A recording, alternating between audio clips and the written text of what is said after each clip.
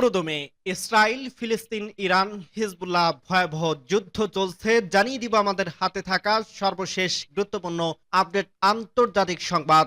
গাজার প্রধানমন্ত্রীকে হত্যা করল ইসরায়েল। জানিয়ে দিব ৭২ ঘন্টার মধ্যে ৪বার হামলার কবলে মার্কিন রণতরী। আরো জানিয়ে দিব গাজায় ইসরায়েলি হামলায় ক্ষুব্ধ জাতিসংঘের মহাসচিব। এবং আরো জানিয়ে দিব নিজ দেশেই অবাঞ্ছিত নেতানিয়াহু। সর্বশেষ জানিয়ে দেব ইউক্রেন যুদ্ধপন্থে প্রথম পদক্ষেপ, জ্বালানি অবকাঠামোতে হামলা করবে না রাশিয়া। শুনছিলেন সংবাদ শিরোনাম, এরপর বিস্তারিত। তার আগে অনুরোধ থাকবে, ভিডিওটি যদি ভালো লেগে থাকে ভিডিওটিতে একটি লাইক এবং কমেন্ট করে জানিয়ে দিন ভিডিও সম্পর্কে আপনার মূল্যবান মতামত, এবং আরো কমেন্ট করে জানিয়ে দিন ভিডিওটি আপনি কোথা থেকে দেখছেন এবং শুনছেন। গাজার প্রধানমন্ত্রীকে হত্যা করল ইসরায়েল। গাজার ডিফ্যাক্ট প্রধানমন্ত্রীকে ইসরাম আল দা আলিসকে হত্যা করছে ইসরায়েল। উপত্যকায় দেশটির হামলায় ৩ সহ ফিলিস্তিনের স্বাধীনতাকামীদের সংগঠন হামাসের একজন শীর্ষ নেতা নিহত হয়েছে। মঙ্গলবার ১৮ মার্চ টাইমস অব ইসরায়েলের এক প্রতিবেদনে এ তথ্য জানিয়েছে। ইসরায়েলি প্রতিরক্ষা বাহিনী আইডিএফ জানিয়েছে, আইডিএফ ঘোষণা করছে যে তারা আজ হামাস চিন্তিত গাজা উপত্যকায় কার্যত প্রধানমন্ত্রী এবং হামাসের বেশ কয়েকজন শীর্ষ কর্মকর্তাকে হত্যা করছে। হামাসের পক্ষ থেকে তাদের মৃত্যুর খবর জানানো হয়েছে। নিহত ব্যক্তিরা হলেন গাজার প্রধানমন্ত্রী সমতুল্য সরকারি কার্যকর পর্যবেক্ষক কমিটির প্রধান ইসাম দা আলিস, হামাসের বিচার মন্ত্রণালয় মহাপরিচালক আহমেদ আল খাত্তা, গাজায় হামাসের পুলিশ ও আভ্যন্তরীণ নিরাপত্তা পরিষেবার নিয়োজিত হামাসের স্বরাষ্ট্র মন্ত্রণালয়ের প্রধান মাহমুদ আবু ওয়াতফা এবং হামাসের আভ্যন্তরীণ নিরাপত্তা বাহিনীর প্রধান বাহজাত আবু সুলতান নিহত হয়েছেন। এক বিবৃতিতে আইডিএফ বলছে তারা আজ ভোর থেকে গাজা উপত্যকায় কয়েক ডজন লক্ষ্যবস্তুতে ব্যাপক বোমা হামলা চালিয়েছে। এতে হামাসের ওই ৪ জ্যেষ্ঠ কর্মকর্তা নিহত হয়েছে। হামলার মধ্যে স্তরের হামাস কমান্ডার গোষ্ঠীটির পলিটব্যুরো সদস্য এবং এর অবকাঠামো লক্ষ্য করা হয়েছে। ইসলামিক জিহাদ সদস্য এবং অবকাঠামোকে এই হামলার নিশানা করা হয়েছে।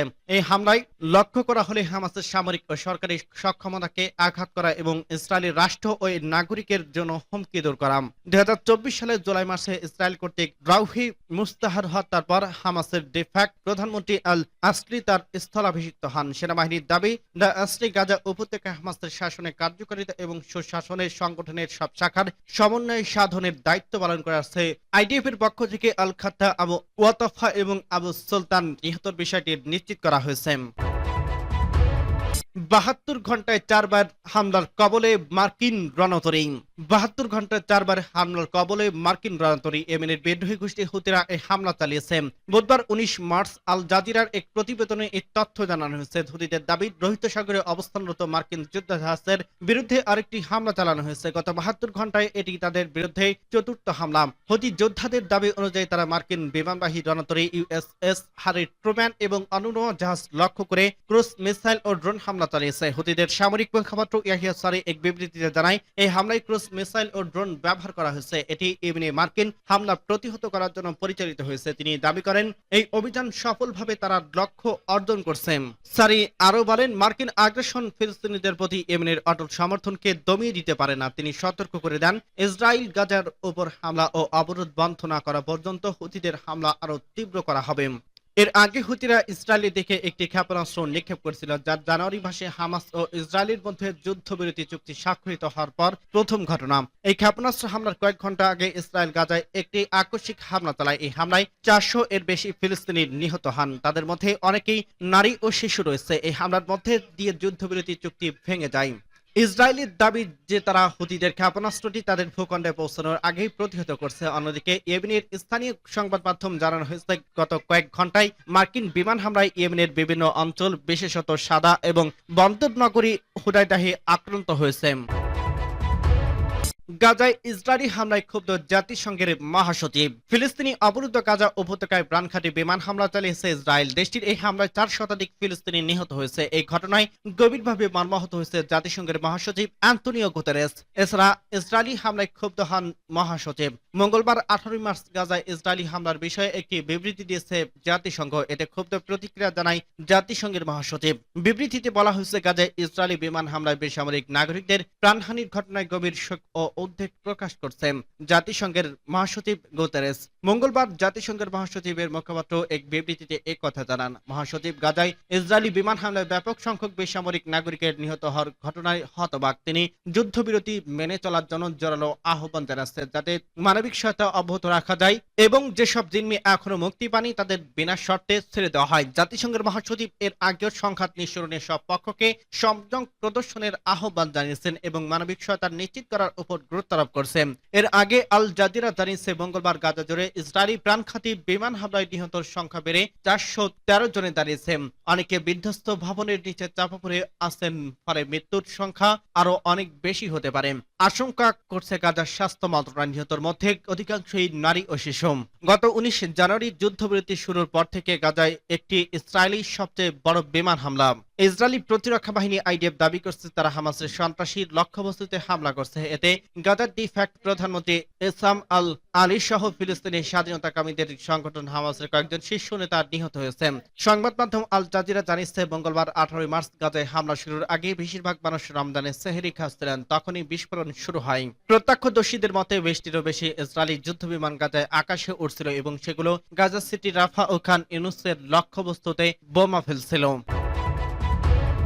নিজ দেশেই অবাঞ্ছিত নেতানিয়াহু।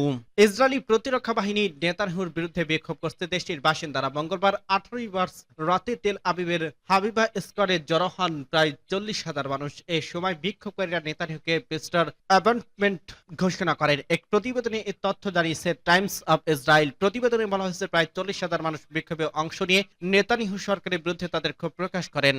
বিক্ষোভের মূল কারণ হল নেতানিয়াহুর পক্ষ থেকে অ্যাটর্নি জেনারেল গালি বাহারাব ও মিয়ারা এবং গোয়েন্দা সংস্থা শিনবেতের প্রধান রনির বারকে অপসারণের পরিকল্পনা। বিক্ষোভের নেতানিয়াহুকে মিস্টার অ্যাডভান্সমেন্ট ঘোষণা করেন এবং তেল আবিবের জাতীয় থিয়েটার ভবনের দেয়ালে এই বার্তা প্রদর্শন করেন। বিক্ষোভে বক্তব্য দেন দেশটির সাবেক পুলিশ প্রধান রনি এলাইসেক, সাবেক মোসাদ প্রধান তামিম ফার্দ এবং সাবেক শিনবেতের প্রধান ইয়ারাম কোহেন। আরো বক্তব্য দেন আইনাভ জাঙ্গুকার, জিম্মির প্রধান মাতান জাঙ্গুকার মা এবং নেতানিয়াহুর কঠোর সমালোচক। ইসরায়েলের সাবেক প্রতিরক্ষামন্ত্রী এবং নেতানিয়াহুর সাবেক সহযোগী মেসো এলনের বিক্ষোভে উপস্থিত ছিলেন। তিনি বিক্ষোভে protective wall for Israel T shirt পরে ঘুরে বেড়াতে দেখা গেছে। বিক্ষোভে বক্তৃতার শুরুর আগে উচ্ছ্বসিত ইসরায়েলি রক সঙ্গীত বাজানো হয়। বিক্ষোভকারীরা এখনই এই একনায়ককে উৎখাত করার সময় বলে স্লোগান দেন।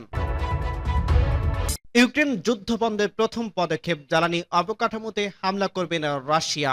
জ্বালানি অবকাঠামোতে 30 দিনের জন্য হামলা বন্ধ করতে সম্মত হয়েছে রাশিয়ার president Vladimir Putin. Russia Ukraine যুদ্ধ বন্ধে মার্কিন প্রেসিডেন্ট ডোনাল্ড ট্রাম্পের সঙ্গে প্রায় 2.5 ঘন্টা কথা বলার পর এ সিদ্ধান্ত নেন তিনি। ইস্টার্ন ডেলাইট টাইম অনুযায়ী মঙ্গলবার সকাল 10টা থেকে তারা টেলিফোনে কথা বলতে শুরু করছিলেন। খবর আল জাজিরার। মঙ্গলবার দুই নেতার মধ্যে দীর্ঘ ফোনালাপের পর ক্রেমলিন এই বিবৃতিতে জানিয়েছে, পুতিন রাশিয়ার সামরিক বাহিনীকে জ্বালানি স্থাপনাগুলোতে হামলা বন্ধের নির্দেশ দেন, কিন্তু তিনি মার্কিন সমর্থিত 30 দিনের যুদ্ধবিরতি প্রস্তাব গ্রহণ করতে অস্বীকৃতি জানিয়েছেন। ফোন কলে দুই নেতা যুক্তরাষ্ট্র ও রাশিয়ার মধ্যে দ্বিপাক্ষিক সম্পর্ক উন্নয়ন প্রয়োজনীয়তার উপর জোর দেন। ট্রাম্প বলেন, এই যুদ্ধে ইউক্রেন ও রাশিয়ার যে রক্ত ঝরছে এবং সম্পদ ব্যয় করছে তা উভয় দেশের জনগণের প্রয়োজনে ব্যয় করলে আরো ভালো হতো। তিনি আরো বলেন, এই সংঘাত কখনোই শুরু করা উচিত ছিল না এবং আন্তরিক ও সরল বিশ্বাসের শান্তি প্রতিষ্ঠার চেষ্টার অনেক আগেই এর অবসান হওয়া উচিত ছিল। তারা একমত হয়েছে শান্তি প্রতিষ্ঠার উদ্যোগ শুরু হবে জ্বালানি ও অবকাঠামোগত যুদ্ধবিরতির পাশাপাশি কৃষ্ণ সাগরে সামরিক যুদ্ধবিরতি, পূর্ণ যুদ্ধবিরতি এবং স্থায়ী শান্তি বাস্তবায়নের কৌশলগত সমঝোতার মাধ্যমে। অবিলম্বে মধ্যপ্রাচ্যে এই আলোচনা শুরু হবে। ট্রাম্প এবং পুতিন একমত হয়েছে যুক্তরাষ্ট্র এবং রাশিয়ার মধ্যে উন্নত দ্বিপাক্ষিক সম্পর্ক ভবিষ্যৎ আরো ভালো কিছু বই আনবে। অসংখ্য অর্থনৈতিক চুক্তি ও শান্তি অর্জিত হলে ভূ রাজনৈতিক স্থিতিশীলতা। ক্রেমলিন জানিয়েছে, বাইরে থেকে ইউক্রেনকে সব ধরনের সামরিক সহায়তা এবং গোয়েন্দা তথ্য দেওয়ার বন্ধের করার